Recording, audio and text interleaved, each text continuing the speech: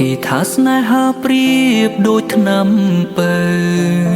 បើសិនយើងលេបត្រូវទឹកមុខនឹងរីកដូចក្របជីបើសិនលេបខំវិញអាឡាស៊ីស៊ីដល់បេះដូងចង់អូនកាត់អីមុខស្អុយដល់ហើយសួរនោមមិនចង់ឆ្លើយហើយថាប្រល្អបានតែដំបងហេតុអ្វីអូនមករអ៊ូដាក់បងចឹងស្នេហ៍អ្នកណាប្រាប់ថាមនុស្សប្រុសស្រឡាញ់បានតែមួយឆានពុំជឿពីគេដុនផើតើបានទេប្រងខ្លាំងក៏ចេះត្រឹមត្រូវដូចបងនេះដែរប៉ុន្តែមិនសូវមានពេលក្បែរអូ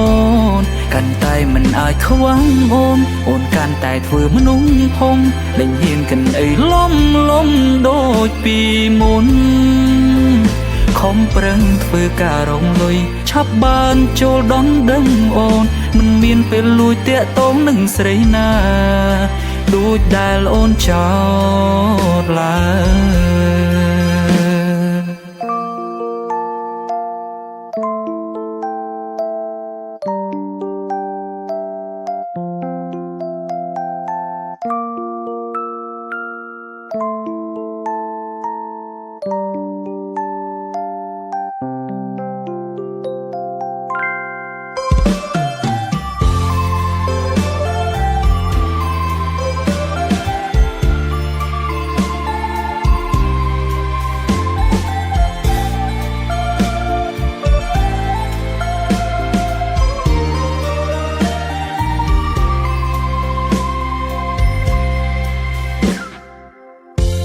ចង់អូនកាត់អីមុខ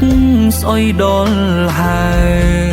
សួរនោមមិនចង់ឆ្លើយហើយថាប្រល្អបានតែដំបងហេតុអ្វីអូនមករអ៊ូដាក់បង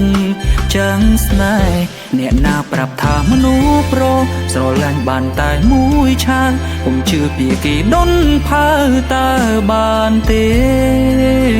ប្រងខ្លាំងក៏ចេះត្រឹមត្រូវដូចបងនេះដែរ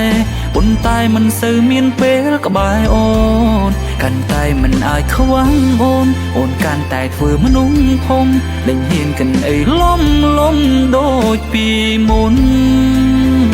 ខំប្រឹងធ្វើការរងលុយឆាប់បានចូលដនដឹងអូនមិនមានពេលលួចតាក់ទងនឹងស្រីណាដូចដែលអូនចោទឡើយអ្នកណាប្រាប់ថាមនុស្សប្រុសស្រឡាញ់បានតែមួយឆានពុំជឿពីគេដុនផើតើបានទេប្រងខ្លាំងក៏ចេះត្រឹមត្រូវដូចបងនេះដែរប៉ុន្តែមិនសូវមានពេលក្បែរអូនកាន់តែមិនអាចខ្វាំងអូនកាន់តែធ្វើមនុស្សធំលែងហ៊ានកិនអីលំដូចពីមុន